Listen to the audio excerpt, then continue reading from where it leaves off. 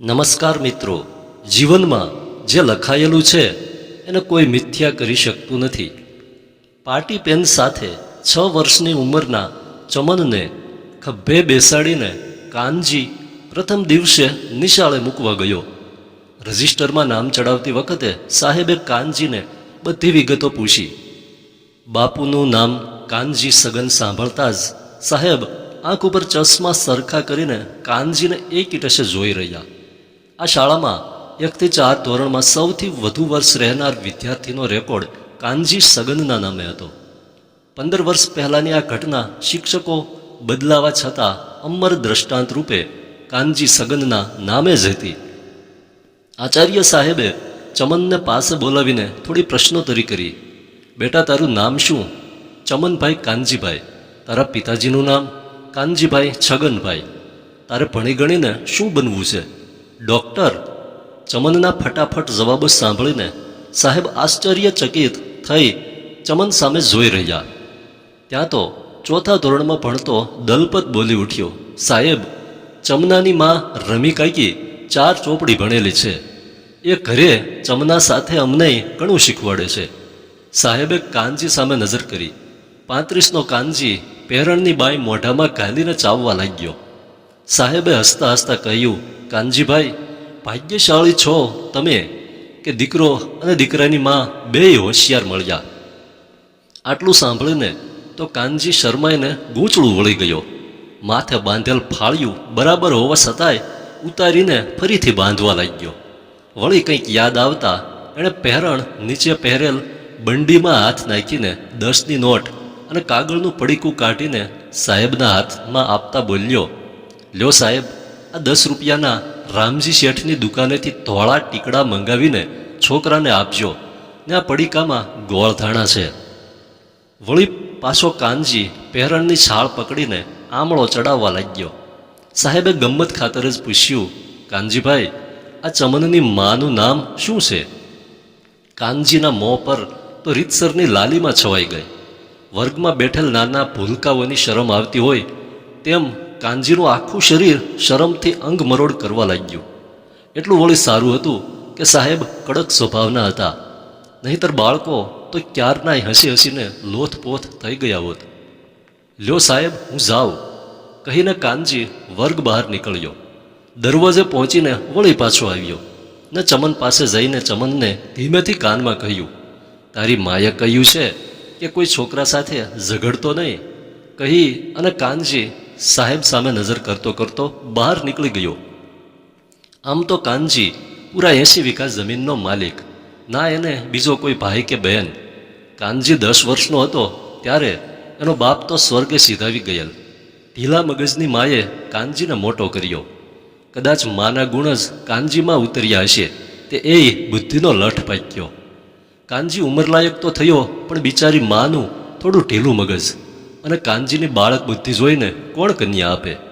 એમાંય પિતરાઈ ભાઈઓનો પરિવાર તો એ જ વિચારીને બેસી ગયેલ કે કાનજી વાંઢો મરે તો જમીનનો દલ્લો એમના હાથમાં આવે. ક્યાંય પણ સગપણની વાત આવે તો પિતરાઈઓ એમાં ફાચર મારી દે. 17-18ની ઉંમરે લગ્ન થતા હતા એ સમાજનો કાનજી એમને એમ 26નો થઈ ગયો. એના નસીબમાં તો રમીલા જ લખાયેલી હતી. રમીલા આમ તો સાવ ગરીબ પરિવારની દીકરી, પરંતુ એના મા બાપે એને 4 ધોરણ સુધી ભણાવેલી. રમીલાના બાળપણમાં જ લગ્ન થઈ ગયેલા, પરંતુ આણા વખતે વેવાઈને વાંકું પડતા લગ્ન તૂટી ગયા. એક પણ દિવસ સાસરે ના ગયેલ રમીલાનું અમદાવાદ રહેતા એક બીજવર સાથે ઘરઘરણું થયું. પરંતુ હાયરે રમીલાના નસીબ. 1.5 વર્ષનો સંસાર ભોગવીને રમીલા વિધવા થઈ. એનો પતિ અકસ્માતમાં મૃત્યુ પામ્યો. રમીલાની 3જા લગ્ન કરવાની ઈચ્છા જ મરી પરવારી, પરંતુ ગામના મુખ્યની સમજાવટથી રમીલાના મા બાપે કાનજી સાથે રમીલાનું ગોઠવી દીધું. એમાંય કાનજીના પિતરાઈઓએ તો કાનજીની મા પાસે આવીને ઘણા ધમપસાડા કર્યા. કોઈએ કહ્યું આ તો કાનજીનું કુંવારે નાતરું કહેવાય, તો કોઈએ વળી કહ્યું કે આપણા કુળમાં હજી કોઈ કુંવારા છોકરાએ પરણેલું બૈરું લાવ્યું નથી. પરંતુ થોડી ઓછી બુદ્ધિવાળી કાનજીની માને તો દીકરાનું ઘર બંધાય એમાં જ રસ હતો. વળી એકદમ સજ્જન એવા ગામના પોલીસ પટેલે આ વાતમાં રસ લીધો હતો, એટલે બધાયના હાથ હેઠા પડ્યા. ત્રીજું ઘર ત્રેખલ કહેવાય.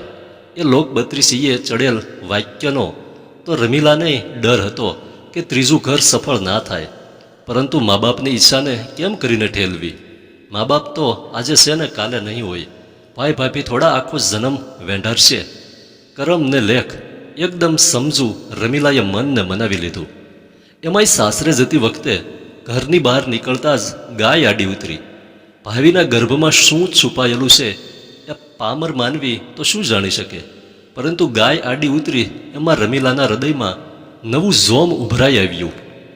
સાસરીમાં પગ મૂકતા જ રમીલાએ સાસુ અને પતિની હકીકત જાણી લીધી. સાસુને પગે લાગીને આવતા વેત ઘરની ચીજ વસ્તુઓને વ્યવસ્થિત કરવા લાગી ગઈ રમીલા. 2 દિવસમાં તો સાસુ અને પતિના સ્વભાવને ઊંડાણપૂર્વક જાણી લીધો.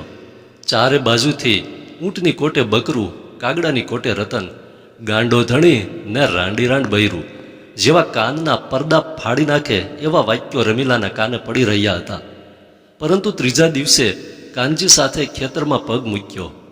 માથું વાવે એવી એક જ શેઠે 80 વીઘા જમીન જોઈ અને રમીલાની આંખમાંથી અશ્રુધારા વહી પડી.